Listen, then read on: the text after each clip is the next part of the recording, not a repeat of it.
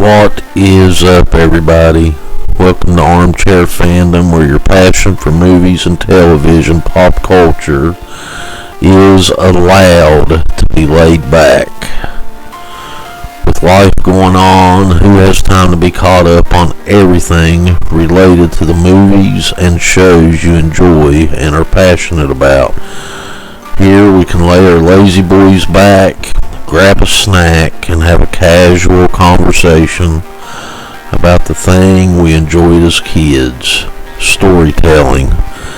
Before we get started, I just want to thank each and every one of you for checking out my first of a 3-part series reviewing the movies that inspired me to start this channel.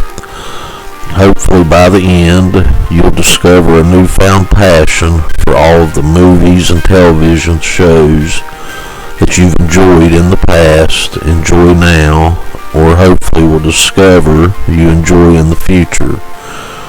Today, I'm going to talk about a movie that was released in March of 1983 when I was only 7 years old.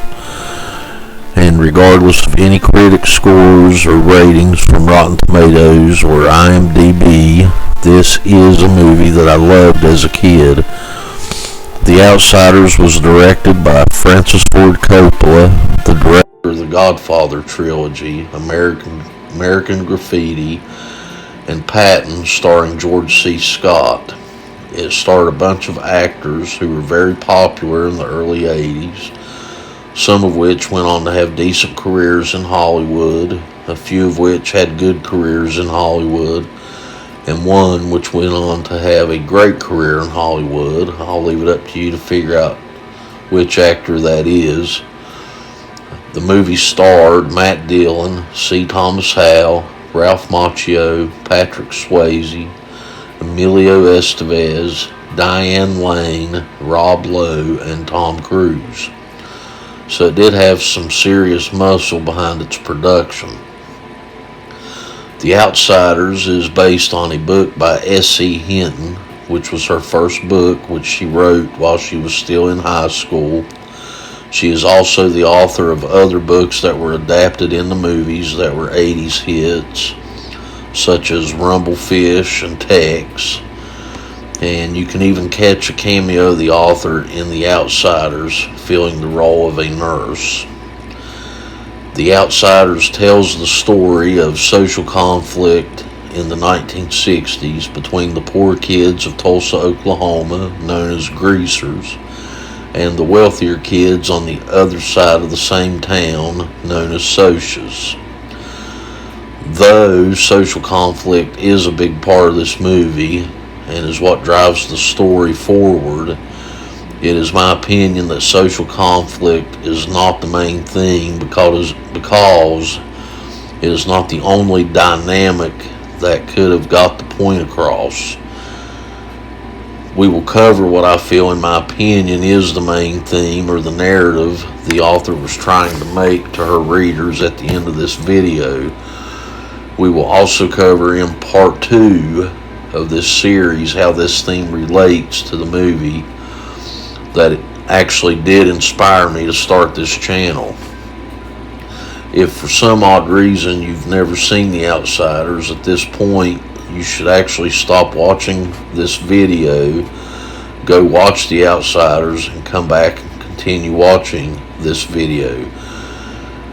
The rest of this review will contain spoilers, so again, if you've never seen The Outsiders, I encourage you to stop the video and go watch The Outsiders and then come back to this video. The movie opens with Dally, played by Matt Dillon, Ponyboy, played by C. Thomas Howell, and Johnny, played by Ralph Macchio, meeting up to go to the drive-in. While at the movies, the three characters run into Cherry Valens, played by Diane Lane, and her friend Marcia. And after certain events unfold, Ponyboy and Cherry go to the concession stand, and while standing in line, Ponyboy tells Cherry that Johnny received scars on his face from a soch that was wearing rings. And Cherry then informs Ponyboy that not all socias are like that. that not all of them have it made, that things are tough all over. This is a line in the movie that will be very relevant near the end of the movie. We'll get to that a little later. But later in the night, Cherry, Ponyboy, Johnny, and Two-Bit, played by Emilio Estevez, are walking home when they're confronted by Cherry's drunk boyfriend Bob and his friends, and a fight is only avoided when Cherry agrees to leave with Bob. Once Ponyboy, Johnny, and Two-Bit continue walking home and they get close to Johnny's house, you can hear Johnny's parents fighting on the inside of the house, leading to Johnny asking Ponyboy to go to the park with him because he doesn't want to go inside while his parents are fighting, and that he hates when his parents are fighting. The two then go to the park where they fall asleep, and Pony dreams of the vehicle accident that killed his parents, and the dream wakes him up. But Johnny tells him he's going to stay there as Ponyboy heads home. When he gets home, walks in the house, his two older brothers, Soda Pop, played by Rob Lowe, and Derry, played by Patrick Swayze, are waiting up worried about him. Derry confronts Pony about being so late, which ends up in a confrontation where Derry shoves Ponyboy across the room, causing Pony to run out the door and back to the park.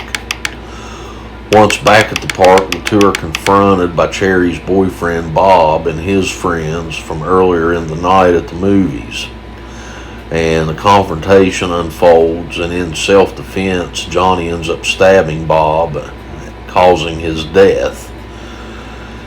In fear, the two seek out Dally, which gives them some money and tells them to jump a train, leave town and go hide out in an old abandoned church until he comes to get them.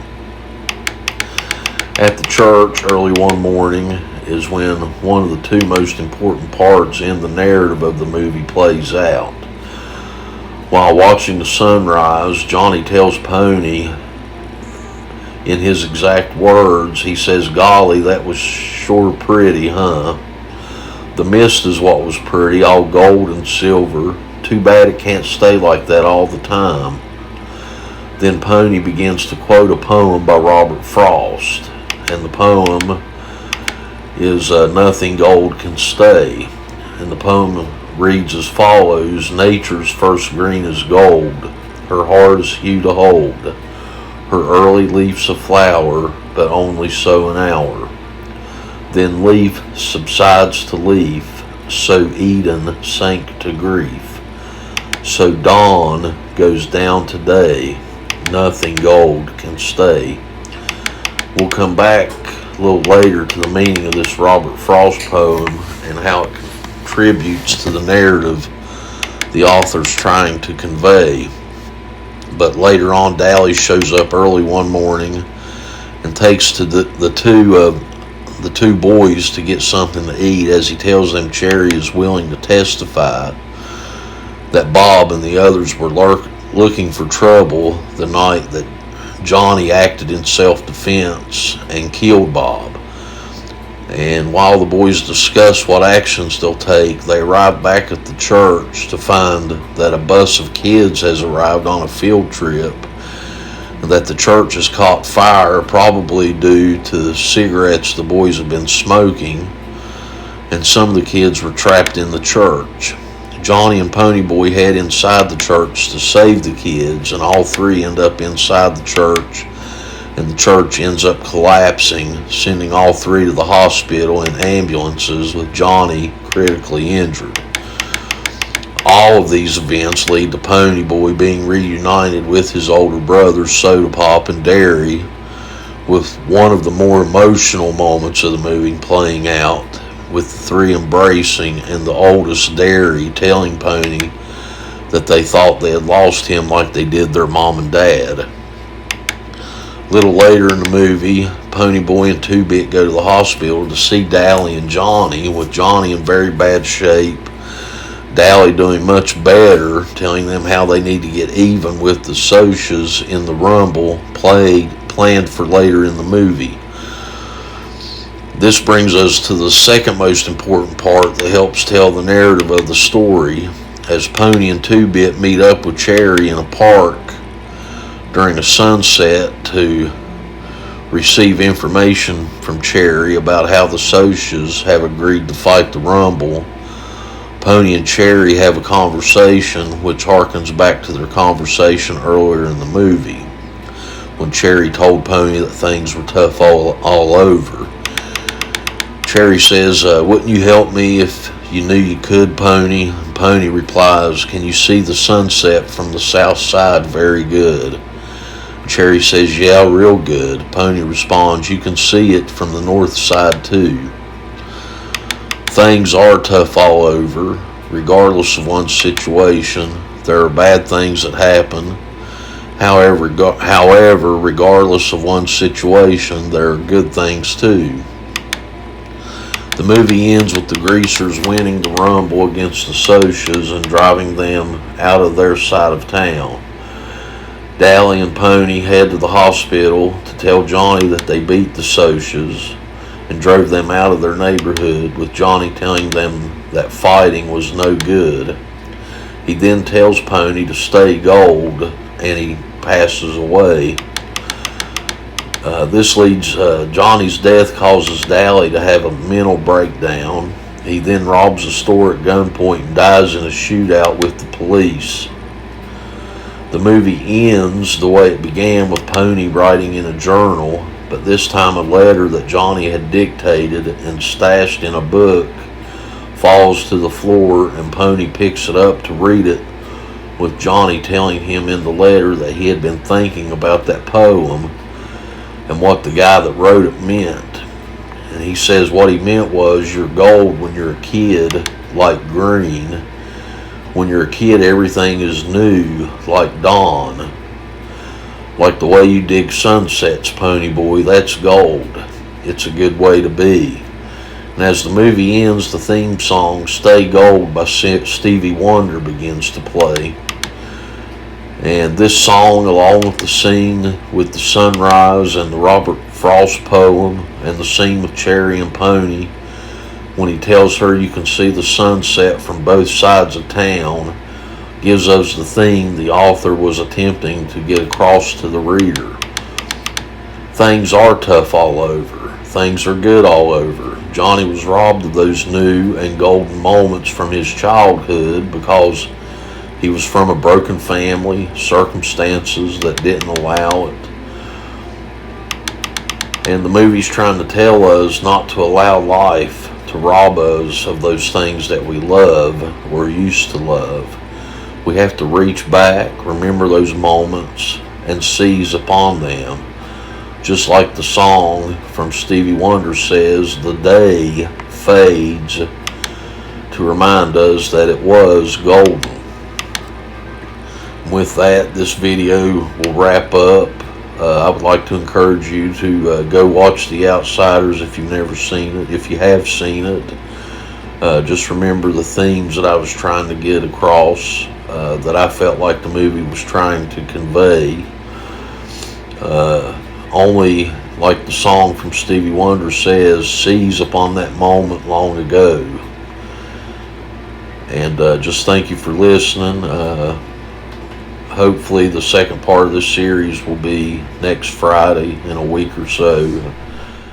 If you enjoyed this video, be sure and subscribe to our channel. Hit the like button, leave a comment, and push the notification bell to be alerted of future videos.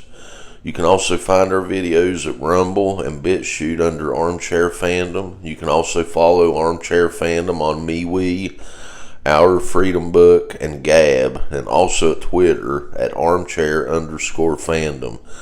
If you would like to support the channel financially, look us up at Patreon Armchair Fandom, where we will be offering exclusive content for members, and our PayPal account is paypal.me/Armchair Fandom for direct contributions. All this information will be in the description box below, and thank you for listening.